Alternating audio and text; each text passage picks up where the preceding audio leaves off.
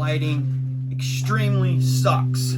So 1 week later, we are going to install new lights.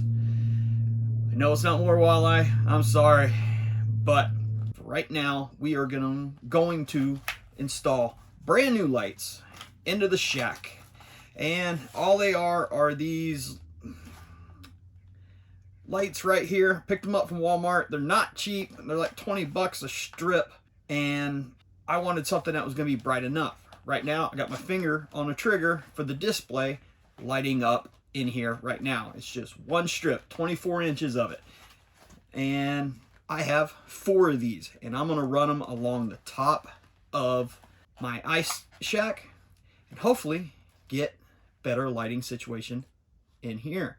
These are extremely bright, and this will light the entire place up no matter what, and I can use any camera to film any way in here. So stay tuned. I'll kind of go over how I'm doing it and why I picked these. All right, well, got all the windows open, got enough light in here to where I can work. Don't know how much of the process I'm going to put in, but I will show how I am hooking these up. But they are the Alpine Max. Picked them up at Walmart, and the reason I got them because they're called Easy Link. And when they mean by Easy Link is, it's pretty nice because these are basically plug and play. Now that's a 24-inch strip, that's the way it comes, but you can run a 12-inch strip. It also comes with a little cap to put at the end so no water gets in. It says it's waterproof, and I think it's more of a water resistant or weather resistant. And all the cables it comes with a nice little 16-inch strip of wire, and I'm going to use all these connections together and connect all of them together as one and run a wire all the way down to a battery to illuminate everything. I think what I'm going to do is I'm going to set up all 4 and make sure it works. Taking these all out of the boxes, I am going to take them and clip them together like so. We'll get it lined up, and you got those little 4 pins. I'm going to line it up, click it together like so. Now I got a 24-inch section. I'm going to take zip ties to put it up here just to hold it while I wire everything up. And when I'm ready, I'll either keep the zip ties up there and zing them down tight, or I'll use the adhesive tape on the back and see if it will stay stuck up there. Probably stay with the zip ties because I trust those a little bit more than the glue, especially this time of year. So I'm going to get started taking all these out of the boxes, and I will fill you in on how I start putting all this in. All right, well, let me say this first. I am not an electrician. I have a kinda understanding of how electricity works, so I'm gonna run with that. As long as my shack doesn't have an electrical fire, I know I did my job right. So all I'm gonna do is kind of like daisy chain these 4 lights together, and I'll turn the camera up. Hopefully you can see how I'm rigging it up. If you don't like it or you got a better way, let me know. I'm gonna keep these cables real long, so in case I do screw up, I got room to play. And then I'm gonna rerun wires on down to the edge. I'll show all that as I go. So here we go. It's always nice to have a good pair of wire cutters and strippers and all that fun stuff.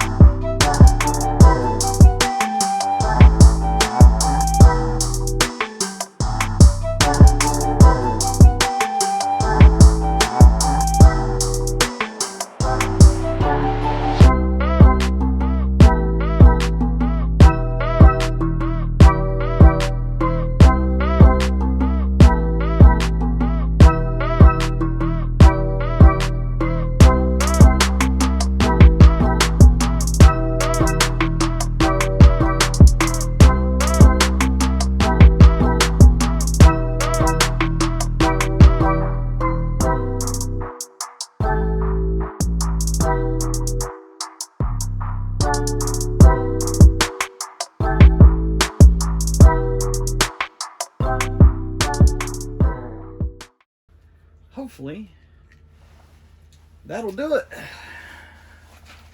I'll give it a tug test.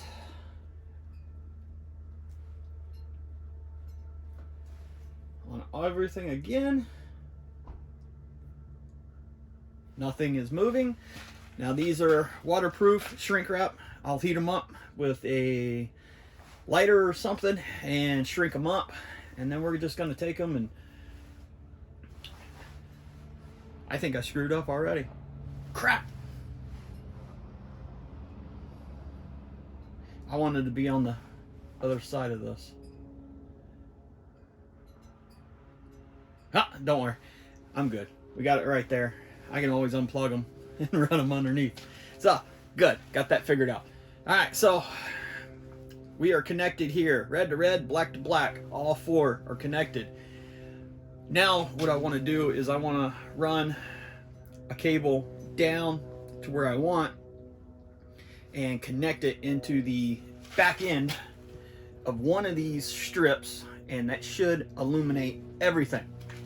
So, yeah.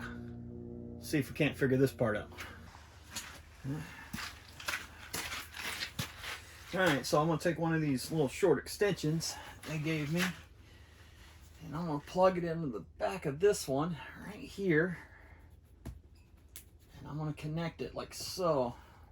Try to get that connection to connect good. And this is another connection that I think I'm just going to snip it there, and then we're going to start running wires.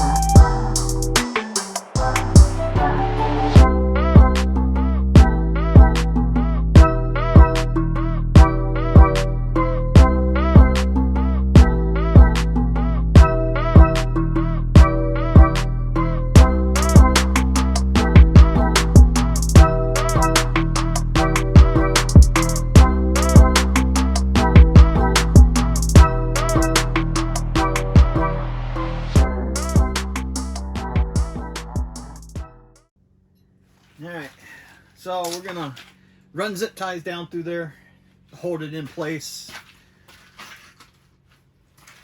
just to make sure it's gonna be where I want it. Everything I'm doing is just a dry fit. I'm not even ready to cinch it all down.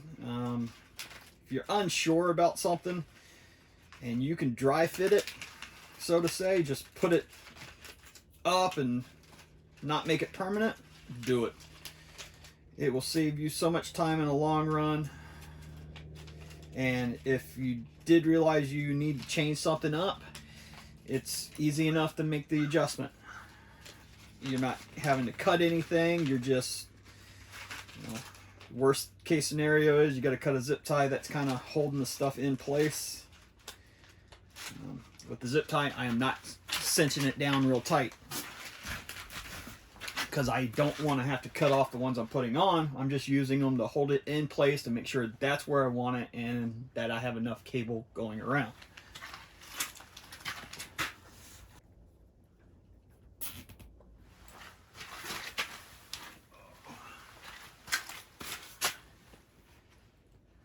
So make sure I got enough there.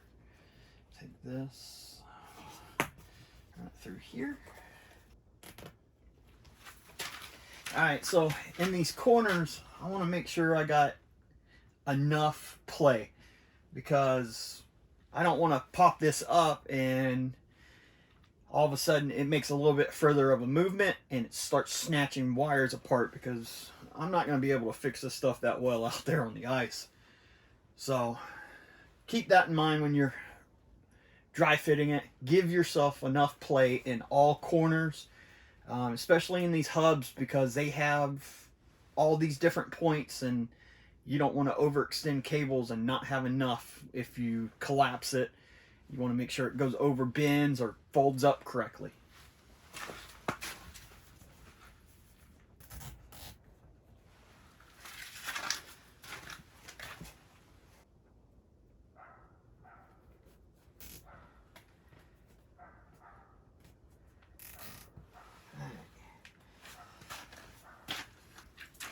Alright, so kind of got that set up. I don't know if I'm going to put the battery in the pocket yet or run it down to the floor, but I'm going to make sure I have enough cable to do anything I choose on that. Now, keep in mind, these wires I got hanging down, I am going to zip tie them up, but they will be on the back side of the bars and the center little hub assemblies, not hanging down at all times, because when this shack all collapses, this is what sticks out and takes all the damage. And right now you can see where it's just beat up from concrete being on the ice, thrown in the back of the truck. So I want these cables on the back side of where all the abuse happens. All right, well, I got the wires ran, and now we are going to see if lights turn on. Got them crimped. I got a lead acid battery in here. I'm going to close everything up. I'm going to make it dark in here, and then I'm going to turn the lights on. And we are going to see how well it's going to work before we tighten everything up and before we start cleaning it all up. Make sure it works before you complete it. So, close it up. Almost there. Almost there. And all right, well, we are in the dark. You may be able to see me a little bit, but that's just from a reflection outside. Here we are. Look at that. That is bright. I'm actually quite glad all this works. So, stepping on wires. Yeah. So yeah, I'm gonna test out the video camera a little bit first, and then I'll give you my opinions about it. And yeah, I don't know, but all I know is I got some bright lights in this thing now. I mean, I'm standing pretty close to it, but even the floor, everything's illuminated, and that's pretty awesome. All right, well, here we go.